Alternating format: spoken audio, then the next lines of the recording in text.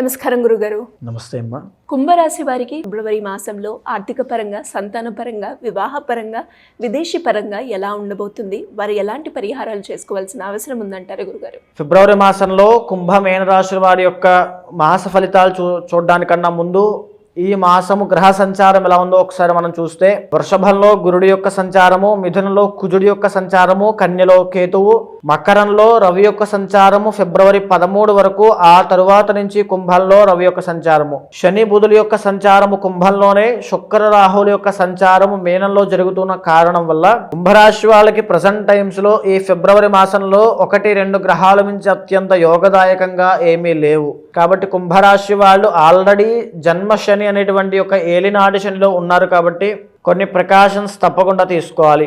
కుంభరాశి వాళ్ళకి జన్మంలోనే రవి, శని, బుధ అనేటువంటి గ్రహాలు ఉన్నాయి. ఈ మాసంలో ఆరోగ్యం పట్ల ప్రత్యేకమైన శ్రద్ధ తీసుకోవాలి. ఆరోగ్య ఇబ్బందులు అనేటువంటివి తీవ్రంగా గోచరిస్తున్నాయి. అదేవిధంగా హాస్పిటల్కి వెళ్ళి తీవ్రమైనటువంటి డబ్బులు విపరీతంగా వృధా చేసుకునే అవకాశాలు కూడా కనబడుతున్నాయి. కుంభరాశి వాళ్ళు ఆరోగ్యం పట్ల ప్రత్యేకమైన శ్రద్ధ తీసుకోండి. అదేవిధంగా 2వ స్థానంలో శుక్రుడు యోగిస్తూ ఉన్నాడు. దీనివల్ల సమయానికి రావాల్సిన డబ్బులు అందుతాయి. దానివల్ల కాస్త ఊరడి ఉపశమనం కలుగుతుంది. కుంభరాశి వాళ్ళకి లగ్నంలోనే ఆ రవి, శని అనేటువంటిది ఉండడం వల్ల ఎదగాలనేటువంటి ప్రయత్నంతో ఎదిగేటువంటి క్రమంలో ప్రెస్టేజ్కి కానీ ఈగోకి కానీ వెళ్ళొద్దు. అగ్రెసివ్గా వెళ్ళడం వల్ల నష్టపోయే అవకాశాలు ఉన్నాయి. గ్రహ బలము మీకు కుంభరాశి వాళ్ళకి అంత యోగించట్లేదు. కాబట్టి కాస్త నెమ్మదిగా ఆచితూచి వ్యవహరించడం చాలా అవసరము. అదేవిధంగా 4వ స్థానంలో గురుడు సంచరిస్తున్నాడు. దీనివల్ల సామాన్యమైన ఆర్థిక పరిస్థితి ఇప్పటి వరకు ఎలా ఉన్నారో ఇప్పుడు అలాగే ఉంటుంది తప్ప పెద్ద పెను మార్పులు వచ్చేటువంటి ఇది కనబడడం లేదు. 5వ స్థానంలో కుజుడి యొక్క సంచారం నడుస్తుండడం వల్ల ప్రేమ వ్యవహారాల్లో ఇబ్బందులు ఖచ్చితంగా కలుగుతాయి. సంతానపరమైనటువంటి ఇబ్బందులు ఉండే అవకాశం ఉంటుంది.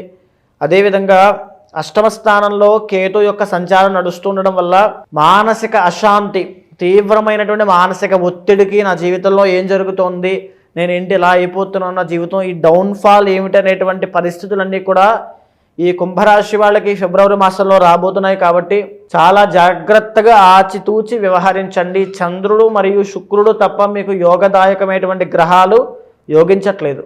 ఈ శుక్రుడు యోగిస్తున్న కారణం చేత మీ భార్య లేదా భర్త వల్ల మీ జీవితంలో ఒక పురోగతి చెందే అవకాశం ఉంటుంది. మీకు ఇంకా వివాహం కాని పరిస్థితుల్లో అయితే అమ్మవారిని ప్రార్థించండి. దుర్గాదేవి యొక్క ఆరాధన నిత్యము చేయడం వల్ల శుక్రబలం ఇంకా పెంచుకోవడం వల్ల ఆర్థిక సమస్యల నుంచి బయటపడతారు. అదేవిధంగా మాట ద్వారా బ్రతికేటువంటి వృత్తుల వాళ్ళైనా, సినీ నాటక కళారంగం వాళ్ళకైనా కాస్త మెరుగ్గానే ఉండే అవకాశం ఉంటుంది. అది తప్పితే మిగిలిన అన్ని రంగాల వాళ్ళకి, కుంభరాశి వాళ్ళందరికీ కూడా ఊపిరితిత్తుల దగ్గర నుంచి మోకాళ్ళ వరకు వచ్చేటువంటి ఆరోగ్య సమస్యలు, ఎస్పెషల్లీ ఆడవాళ్ళకైతే బ్యాక్ పెయిన్స్ అవ్వచ్చు, లోయర్ బ్యాక్ పెయిన్స్ అవ్వచ్చు, సయాటికా, నీ పెయిన్స్ అవ్వచ్చు, ఇవన్నీ కూడా వచ్చే అవకాశం ఉంది.